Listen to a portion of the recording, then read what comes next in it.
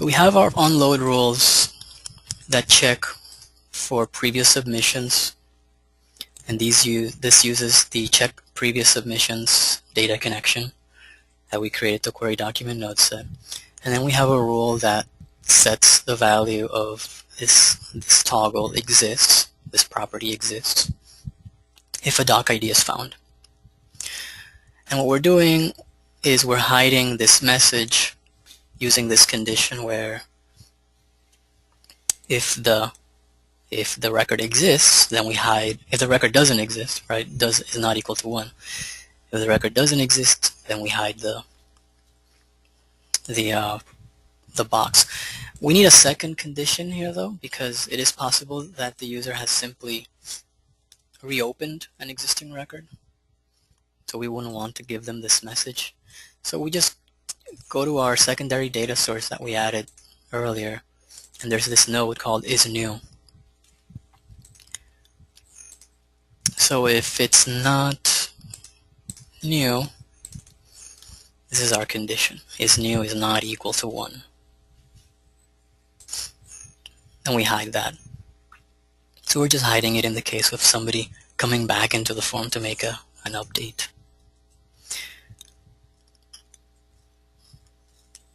Now, right now the only thing we are controlling in the form through these properties of exist and isNew, the only thing we're controlling is this expression box message. But if we wanted to, we could easily copy this rule and use it to our advantage elsewhere. So for example, what I'm going to do is just copy that rule and add it to my submit button. So what I'm saying is, if I have to flip the condition to make this make sense, right? If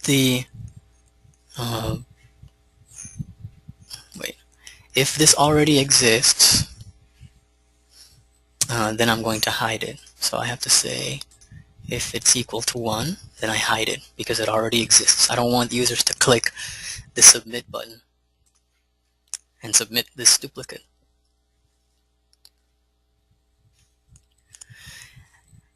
And we could keep on going with multiple examples of this, right? If you know that the form is new, if you know that the form exists, you can use those for conditional formatting to your advantage, just like we used the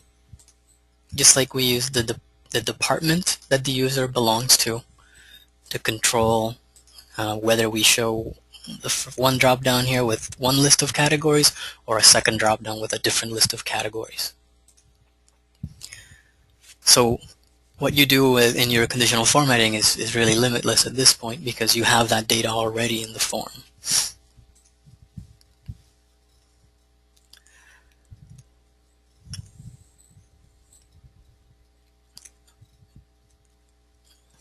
Now, let me preview this just to make sure that everything's working before we move into the browser. What we expect now is that when we select 226 on the report date picker, we're not going to be able to submit this. So right here it's 227 and we have the submit button, and if we select 226,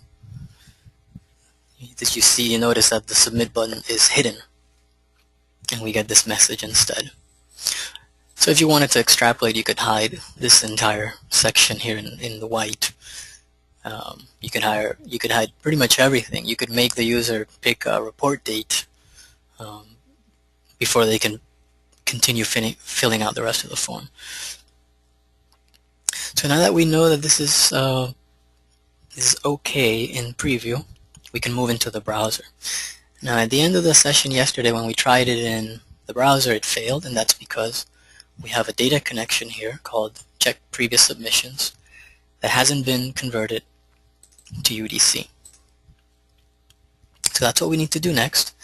We need to remind ourselves of where that data connection library is.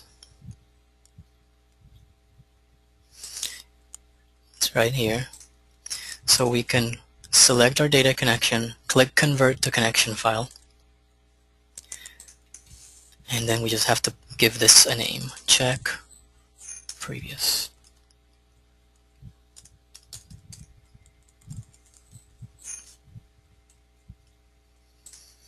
And InfoPath will convert that for us.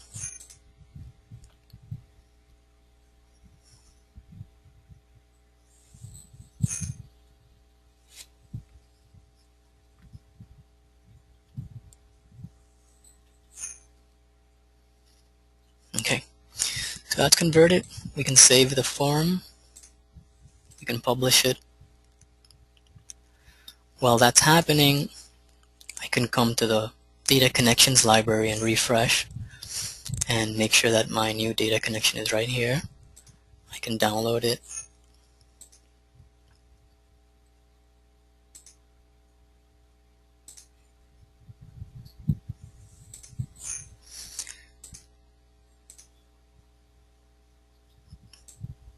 And so we end up with this UDC file, which we've seen in previous labs and previous modules. And it has this line right here that specifies the authentication.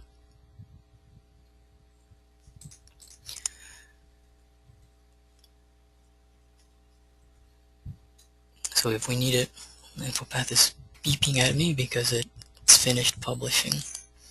Okay, so just to remind ourselves here, if we look at any of the other data connections that we have worked with so far,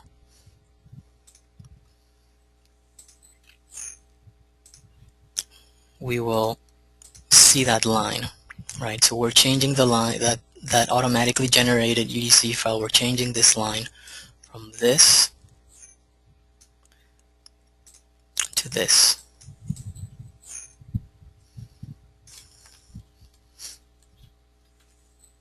And that's all we need to change here. We just save the UDC file, and then we upload it. Upload the updated one.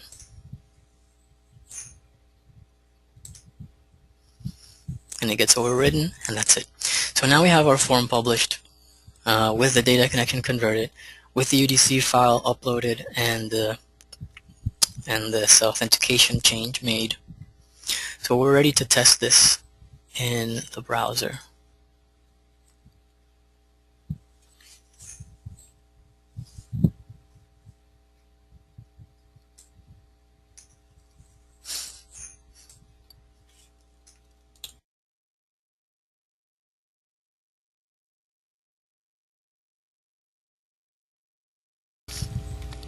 So there's our form.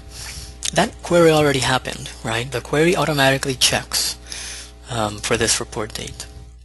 So I can change the report date to yesterday, and there's the message, and my submit button is gone, just like we saw in preview mode.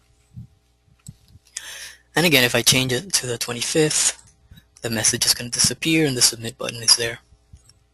Now, the other option for manipulating these conditions is to change the employee name, but we made this read-only because we're filling it in with data from Active Directory, so we can't change that at the moment. And we verify that our department is still working, our title is still working. So everything's still working as expected. I will just submit this just to make sure that our submit is also still working and that we've reached sort of a final solution here for the form.